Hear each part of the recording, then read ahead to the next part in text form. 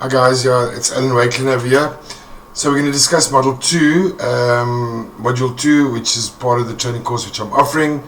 In this trading Forex course, Module 2, we're going to talk about types of Forex orders, leverage, session times, Forex quote box, bid and ask price, pips and lot sizes. Without further ado, let's get going. Right, the types of Forex market orders. Orders are divided basically into the way you want to do your order. So you can do a market order, which is an immediate order, right? A market is an order to buy or sell at the best price currently available, which is called the market price. This is the simplest and most common type of Forex market. So in other words, if you go immediately buy or sell, you're doing a market order. Okay? It's at the price that the price is currently, and it's not going to be based on a future price or when the price gets to a particular area. Market order is immediate. It's right now. It's on, it's done. You can't change it unless you cancel the order. So types of market orders are limited orders. A limited order is the client's instruction to a broker to buy or sell a security at a predefined condition in the future. Pending orders can remain active if the specific price has not been reached. So most electronic trading platforms distinguish between the following four types of pending orders. So as you can now see, you get a market order which is immediate, and you get a limited order which is a pending order. Okay? A pending order is on a buy or on a sell, and we'll discuss that further how we do those. Right? Buy limit order. So buy limit order is an order to buy if the offer price is equal or lower to a specific price. So usually this order is placed in anticipation that the price, having decreased to a certain level, will increase again. So basically a buy limit order is below where the price is currently. So if the price currently is $1 and you reckon the price will go down to 90 cents, you put your buy limit order at 90 cents, and if price drops down to 90 cents, it'll trigger it and your order will become live and go. A buy stop order is an order to buy if the order price is equal to or higher than a specified price. Usually this order is placed in anticipation that the price, having reached a certain level, will keep on increasing. So what you'll do is, if the price is $1, you put your buy stop order at $1.10. So if the price goes from $1 down to 90 to 80 to 70, it won't trigger. The price has to go up to $1.10 for it to trigger, and then hopefully the price will keep going up for you to be in profit. Hope you understand buy limit and buy stop orders. Obviously, the cells work in a different, in a different direction. So a sell limit order is an order to sell if the buy price is equal or higher than a specified price. Usually, this order is placed in anticipation that the price, having increased to a certain level, will decrease again. So what does this mean? You're putting your price. Your price is currently at $1. You'll put it at $1.10 or $1.20. So price will go up, hit $1.20, turn and come down. So you're in a sell order. A sell stop order is an order to sell if the buy price is equal or lower than a specified price. Usually this order is placed in anticipation that the price, having reached a certain level, will keep on decreasing. So again, we're using the $1. So you will put your sell stop order at 80 cents, and if price goes from $1 down to 80 cents and keep going down, you'll be in the profit, in the money. So what is take profit order? Take profit order is intended for gaining a profit when the price has reached a certain level. Take profit is your TP, as we all know it. I don't think I need to explain this, but execution of this order results in complete closing of the whole position. This order can be requested only together with a market or pending order. So guys, basically, how do we close an order? I haven't written that, but let's have a look. You've put in an order, whether it be a market, a buy stop, sell stop, depending on how you put in your order, as we've discussed now. You can have a TP, so the price will hit TP and it will close, or price will reduce, go to stop loss, it'll get out, or you can manually right click on the order itself, go close the order, or on your bottom on your dashboard you can click the X and that will also close the order. Those are ways of closing the order. Right, let's move on to the next one. Leverage. What is leverage? Not everybody knows what leverage is, and there's a lot of discussion about high leverage, low leverage. I'm currently on my broker working on a 1 to 5 leverage. 5 is very, very, very tight. It's almost, $1 for $1. Leverage, if it's too high, it means that you're going to be blowing your account if that leverage is too high, because if you don't have a stop loss in and that price moves in the wrong direction, you've got a lot of lots. Sure, it's a lot of money that's going to knock off very quickly. So leverage is in general, simple terms, means borrowed funds. So what is leverage? 1 to 1 is I have $1 in my account and I buy $1. I pay $1 for the price of that particular trade. Think of your broker as a bank who basically fronts you $1,000 or $10,000 to buy an index, and the bank asks that you give him $100 as a good faith deposit, which will hold for you but will not necessarily keep. So basically, I'm going to use $100 to buy $10,000 on an index. You can, depending on your leverage, if your leverage is 500, then you will be paying more for that index, because it's going to be based on your leverage. So this is how Forex trading using leverage works. The leverage ratio and minimum margin requirements. So leverage is expressed as a ratio and is based on the margin requirements imposed by your broker. Example is an house sale.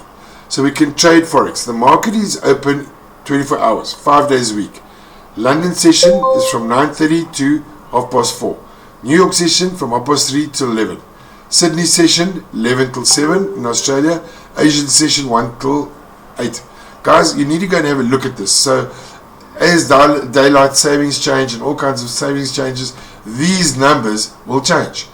These times will change. So make sure that you've got the right times, especially if you're a market maker. If you've got the market maker software, make sure that your blocks are drawn in correctly, that you're ready for the opening of those sessions.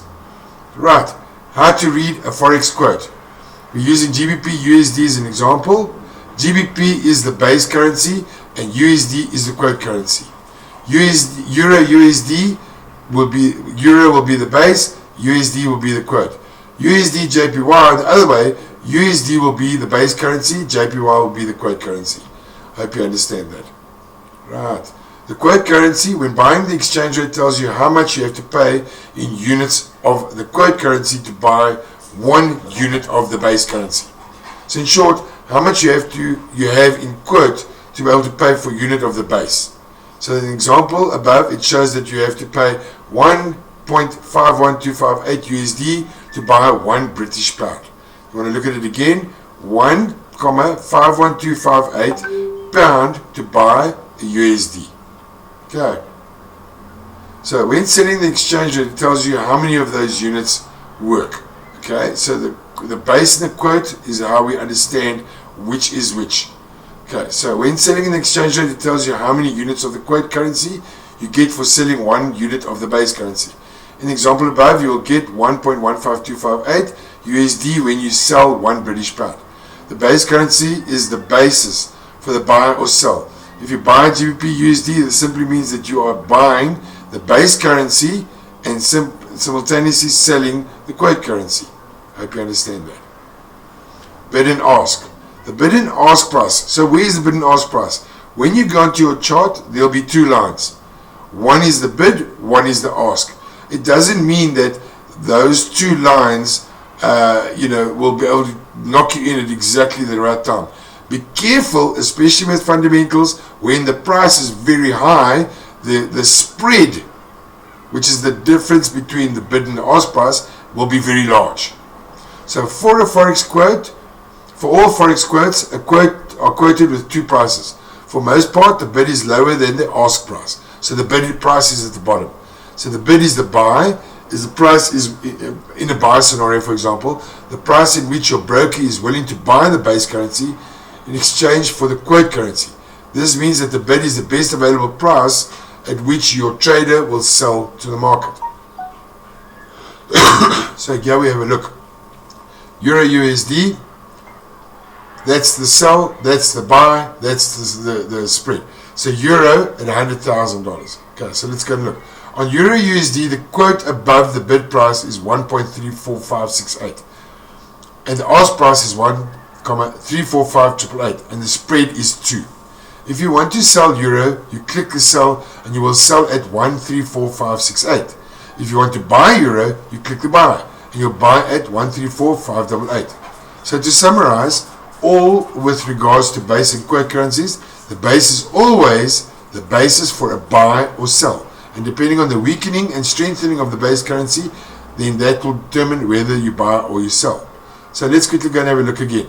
So this is the sell price, this is the buy price. The difference is the spread. Not every broker's spread is the same. So make sure that your spreads are low. This is why when you go and choose a broker, you make sure that the spreads are low. What does the spread mean? The difference between the buy and the ask price. Right, let's move on to lot sizes. Lot sizes or contract sizes. Lot size or contract size is the value you choose that will determine your profit or losses. If you have 3 lot sizes, so we have 3 different kinds of lot sizes. You have a standard lot size, which is $1. You have a mini lot size, for example, which is 0.1. And you have a micro lot size, which is 0.01.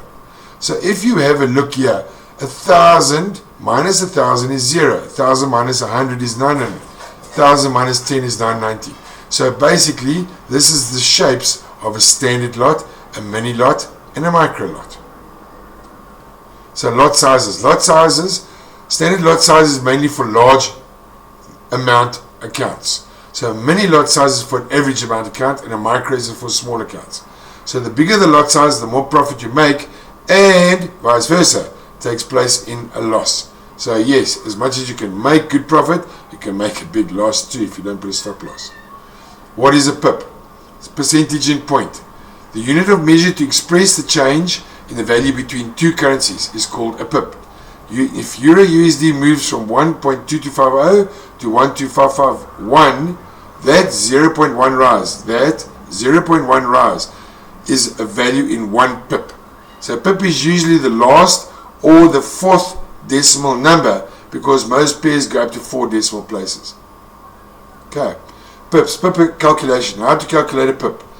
Entry price minus exit price. So entry price was that, exit price was that. The difference is 195. 195 times 0.05, and what is 0.05? That's the lot size, is 9.75. So 195 times 1, which is the lot size, equals 195. So basically, in the calculation above, many pips are 9.95 or 195 depending on your lot size. So pips are depending on your lot size, so how to calculate them. Right, that's the end of this session. We'll jump on to module 3. Watch out for my next videos. Like and subscribe and ask any questions you want to. Have a look down in my about page. Join my WhatsApp group and get free signals and free analysis. Join my YouTube channel and we'll be discussing all kinds of modules on the way forward, making you a perfect trader. Lekker guys, have a good weekend. Cheers, bye.